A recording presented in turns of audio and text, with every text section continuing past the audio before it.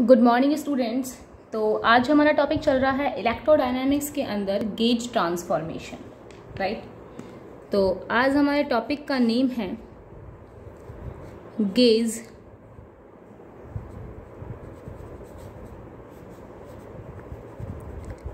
Transformation.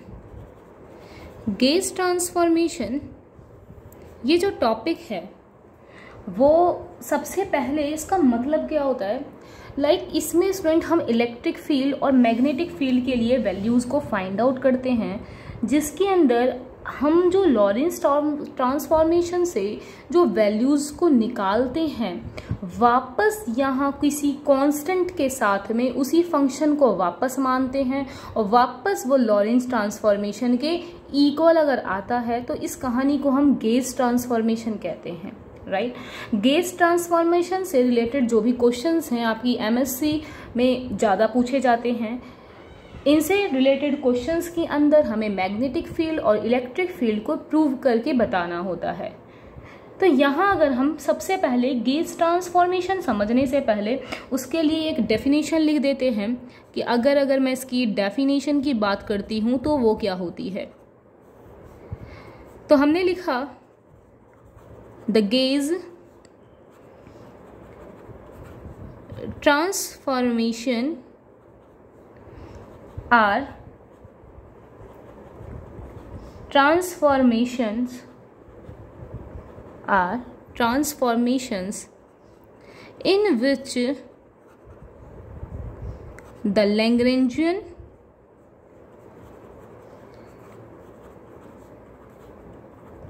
is invariant under the continuous group of local transformation। अतः इसका मतलब ये है कि अगर हम किसी भी लैग्रेंजियन को किसी भी कांस्टेंट के साथ ऐड करते हैं और उसके बाद में उसको ड्राइव करते हैं तो वो वापस से मैग्नेटिक फील्ड और इलेक्ट्रिक फील्ड की वैल्यू हमें वैसी ही मिलती है। इसे हम कहते हैं गेज ट्रांसफॉर्मेशन, राइट। तो इसको हम पढ़ना स्टार्ट करते हैं गेज ट्रांसफॉर्मेशन को, और इसको पढ़ने के लिए हम वही हमारा मैक्सवेल का जो इक्वेशन होता है उसके थ्रू बात करेंगे, राइट। तो हमने यहाँ लिखा we know that magnetic field B vector, right. हम जानते हैं कि बी वेक्टर से हम मैग्नेटिक फील्ड को रिप्रेजेंट करते हैं, can be expressed as the curl of magnetic vector. Clear. ये वाली बात आप लोग बीएससी फर्स्ट ईयर में भी सुनकर आए हैं कि मैग्नेटिक वेक्टर पोटेंशियल जो कि ए वेक्टर होता है उसके कर्ल को हम बी वेक्टर से शो करते हैं। मींस हम लिख सकते हैं such that B vector is equal to del cross में ए वेक्टर। क्लियर। मतलब कि जो मैग्नेटिक फील्ड होता है बी वेक्टर उसको हम curl of magnetic vector potential से रिप्रेजेंट किया जा सकता है। क्लियर हो गई यहाँ तक की बात, जिसे हमने दिया इक्वेशन नंबर 1। ये वाली कहानी तो हुई मैग्नेटिक फील्ड के लिए। सेम अगर हम इलेक्ट्रिक फील्ड के लिए फाइंड करते हैं तो इलेक्ट्रिक फील्ड के लिए हम स्केलर फंक्शन और वेक्टर फंक्शन के करस्पॉन्ड बताते हैं। क्लियर। तो हमने लिया if Sai is a scalar potential, right. अगर मैंने कहा यहाँ पर मैंने एक फंक्शन माना जो कि फाई है और हमने कहा वो फाई एक स्केलर पोटेंशियल है, then electric field E vector can be expressed in terms of phi and A vector. ठीक है। तो इलेक्ट्रिक फील्ड को हम एक स्केलर पोटेंशियल फाई और एक A vector magnetic vector potential के थ्रू किस तरीके से लिख सकते हैं, ये रहा, E vector is equal to minus del phi minus हमें डेल ए वेक्टर अपॉन में डेल टी। ये इक्वेशन हमें जो दो मिली हैं इसको हम लॉरेंस ट्रांसफॉर्मेशन के अकॉर्डिंग भी पहले पढ़कर आए हुए हैं, राइट। तो अब हमें क्या करना है, जो गेज ट्रांसफॉर्मेशन है वो आपसे कहता है कि अगर आप यहाँ जो ए है और यहाँ जो फाई है, ये जो आपने दो स्केलर पोटेंशियल माने हुए हैं, ठीक है, एक तो फाई और दूसरा वेक्टर पोटेंशियल कौन सा है, ए वेक्टर। अगर इन दोनों की वैल्यूज में कोई भी चेंजेस करते हो और वापस आप उनका बी वेक्टर और ई वेक्टर फाइंड करते हो तो आपको अगेन मिलने वाली टर्म इन्हीं की फॉर्म में होती है। इसे हम कहते हैं गेज ट्रांसफॉर्मेशन, राइट।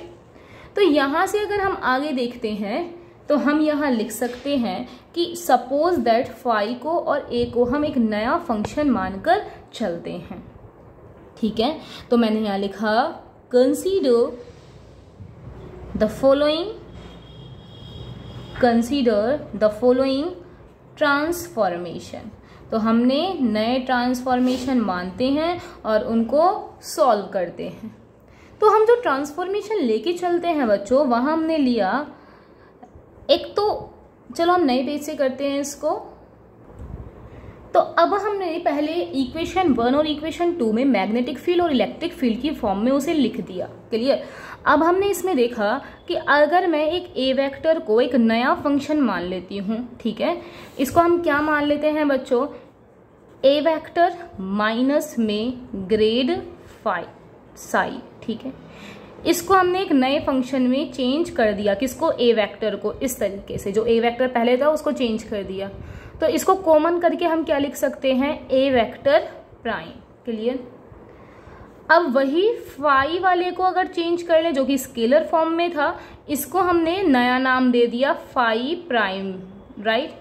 तो यहाँ लिखा हमने फाई प्लस में del psi upon del T, इसको दे दिया इक्वेशन नंबर 4 और इसे दे दिया इक्वेशन नंबर 3, क्लियर। यहाँ वेक्टर नहीं लगाएंगे बिकॉज ये एक स्केलर क्वांटिटी है, ठीक है। आगे हम इसके अंदर देखते हैं कि अब वैल्यूज को, जो ये वैल्यू हैं, इनको वापस उनमें पुट करते हैं। तो अब आप लोगों को जो नया वाला b मिलेगा वो क्या मिलना चाहिए, b बराबर क्या था, डेल क्रॉस ए, मतलब ए का कर्ल था। तो अब नया वाला b क्या मिलना चाहिए हम लोगों को, del cross A prime vector, ठीक है, जिसे हमने लिख दिया इक्वेशन नंबर 5, ठीक है। अब इक्वेशन 3 की वैल्यू 5 में पुट कर देते हैं। तो इसमें पुट करने पर हम देखते हैं कि बी प्राइम वेक्टर बराबर कितना बन गया, del cross A vector minus में यहाँ से हमारे पास क्या आ गया, ग्रेड साई, क्लियर हो गई यहाँ तक बात। अब हम जानते हैं किसी भी इसका अगर क्रॉस प्रोडक्ट करते हैं तो आने वाली वर्ड हमारे पास आएगा B prime vector is equal to del cross A vector minus del cross grad psi, clear यहाँ तक। अब यहाँ हमने देखा ये तो ए वेक्टर का डेल हो रहा है, इसका मतलब कर्ल हो रहा है, यहाँ ग्रेड साई का कर्ल हो रहा है, राइट। तो स्टूडेंट आपको ध्यान देने के लिए बात ये है कि अगर कर्ल ऑफ ग्रेडियंट, अगर हम इसका ग्रेडियंट का कभी भी कर्ल करते हैं वो भी स्केलर के साथ, ठीक है, तो वो हमें क्या मिलती है, 0 मिलती है। मीन्स इसका कर्ल अगर करते हैं तो क्या मिलेगा, 0, मतलब कि curl of gradient of some scalar is always 0। तो ये वाली टर्म क्या हो गई, 0 हो गई। तो हमने नई वैल्यू कितनी मिल गई, B prime vector is equal to del cross में A vector, clear.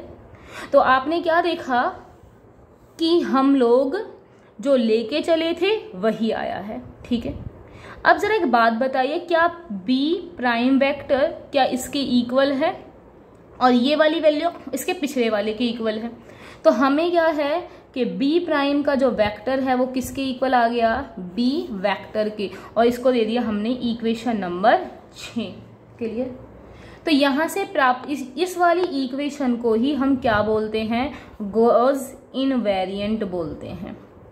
Gauge invariant का मतलब ये है कि अंडर गेज ट्रांसफॉर्मेशन अगर हम किसी भी मैग्नेटिक फील्ड या इलेक्ट्रिक फील्ड में उनके ग्रेडियंट्स में चेंज करते हैं तो हमें वापस मिलने वाली वैल्यूज ऐसी ही एज इट इज होती हैं, राइट। तो ये हमारा गेज इसके लिए हुआ B प्राइम बराबर B। अब सेम ही सारी सिचुएशंस हम इलेक्ट्रिक फील्ड के लिए करते हैं, ठीक है। सो हमने लिखा फॉर इलेक्ट्रिक फील्ड। अब इलेक्ट्रिक फील्ड में आप जानते हैं कि हमने जो इक्वेशन 2 मानी थी वो इलेक्ट्रिक फील्ड के लिए थी, E vector is equal to minus del phi minus में del A by del t. तो यहाँ हम सीधा नई वाली वैल्यू मान लेते हैं जो कि कितनी है, E prime vector is equal to minus में डेल साई प्राइम माइनस में del A vector prime upon में डेल T, जो कि इक्वेशन नंबर कह दी 7। अब अगेन यहाँ पे वैल्यूज पुट कर देते हैं तो हमने देखा E prime vector is equal to minus del, इसकी वैल्यू हमने अभी निकाली थी, कितनी थी, phi minus del psi by del t था, minus del by del t. A prime हमने क्या माना हुआ था, ए वेक्टर माइनस में ग्रेड साई के फॉर्म में माना हुआ है। इसके बाद हम इसको सॉल्व करते हैं तो आता है E prime vector is equal to minus में del phi minus del psi by del T minus del A vector upon del t plus del upon del T, और ये आया ग्रेड साई। क्लियर हुई बात यहाँ तक की। अब यहाँ से हम जानते हैं कि अगर इस वाले डेल को इसके अंदर ले जाते हैं और इस वाले के अंदर इस ग्रेड साई को डेल में चेंज कर देते हैं तो आप देखेंगे कि ये दोनों वैल्यूज सेम है, जो कि एक दूसरे से क्या हो जाएंगी, कैंसल, और मिलने वाली टर्म सिर्फ यही होगी। तो देखिए इसमें, तो फर्दर हम लोगों ने उसको लिखा E वेक्टर प्राइम माइनस में del phi minus del A vector upon में डेल टी लिख दिया। तो इसके बाद आती है ये वाली value E vector prime is equal to E vector. Clear. तो कहने का मतलब है स्टूडेंट्स कि हमने यहाँ पे इसकी वैल्यू लेके चले थे E वेक्टर की, और वो किसके इक्वल आ चुकी है, उसके प्राइम के वेक्टर के इक्वल आ चुकी है, राइट। तो इसे इलेक्ट्रिक फील्ड के लिए गेज इनवेरिएंट कहते हैं, और इससे पहले जो निकाला था वो क्या था, मैग्नेटिक फील्ड के लिए गेज इनवेरिएंट था। क्लियर हो गया। इसके बाद में हम लोगों के पास में 2 पॉइंट्स आते हैं, और वो 2 पॉइंट्स इस तरीके से हैं कि अगर आपने यहाँ पर गेज इनवेरिएंट की बात की, ठीक है, तो स्टूडेंट्स इसको हम एक नए तरीके से लिख सकते हैं कि A प्राइम जो था उसे अगर हम A और प्लस में डेल और साथ में कोई भी फंक्शन लेके चल रहे थे, उसके साथ अगर हमने चेंज किया तो इसको ही हम कहते हैं गेज ट्रांसफॉर्मेशन। इसे हम क्या कहेंगे, गेज ट्रांसफॉर्मेशन, राइट। तो हम लिख सकते हैं this kind of operation on potential is called gauge transformation। Clear. अब जो गेज ट्रांसफॉर्मेशन होता है उसके अंदर हमें 2 वैल्यूज देखनी होती हैं। एक तो आता है हमारे पास में लॉरेंट्ज गेज का, और सेकंड आता है हमारे पास में कुलाम गेज का, ठीक है। तो स्टूडेंट जो लॉरेंट्ज गेज होता है, लॉरेंट्ज गेज आपसे कहना चाहते हैं कि अगर आप किसी भी डेल डॉट ए प्लस में इसको 1/c² और यहाँ पर आप इनकी वैल्यू में जो चेंज करते हैं तो वो वापस किसके अकॉर्डिंग मिलता है, 0 के अकॉर्डिंग मिलता है। तो इसे आप कहेंगे लॉरेंट्ज गेज कंडीशन। क्लियर। और इसके साथ ही हमारे पास आती है कुलाम्ब गेज कंडीशन। अगर हम कुलाम्ब गेज कंडीशन की बात करते हैं तो हम वहाँ से जानते हैं कि अगर किसी भी ए वेक्टर का डेल निकालते हैं तो वो 0 के इक्वल आता है, और इसे हम कहते हैं कुलाम्ब गेज कंडीशन, राइट। अब कुलाम गेज कंडीशन के थ्रू हम हमारी जो इक्वेशन थी उसे सॉल्व करते हैं। तो कुलाम गेज के थ्रू हमने स्टार्ट करते हैं पॉइजन की इक्वेशन को सॉल्व करना। ठीक है, कुलाम गेज बोलते हैं या फिर इसे हम ट्रांसवर्स इक्वेशन, ट्रांसवर्स गेज कहते हैं, राइट। तो इसके थ्रू हम पॉइजन की इक्वेशन को सेटिस्फाई करते हैं। तो हम यहाँ लिख देते हैं we know from Maxwell field equation. ठीक है, हम मैक्सवेल फील्ड की जो इक्वेशन है उनको फाई और वेक्टर पोटेंशियल ए वेक्टर के फॉर्म में लिखते हैं सबसे पहले। तो हमने यहाँ पर इक्वेशन लिखी इसकी कुछ इस तरीके से कि del square A vector minus mu epsilon del square A vector upon del T square minus del dot A vector plus mu epsilon del phi upon del T is equal to minus mu J vector. Clear? इसको हमने दिया equation number 1। ये जो equation है वो Lorentz transformation से ए vector के form में होती है और इसी तरीके से हम इसको फाई के फॉर्म में भी लिख देते हैं।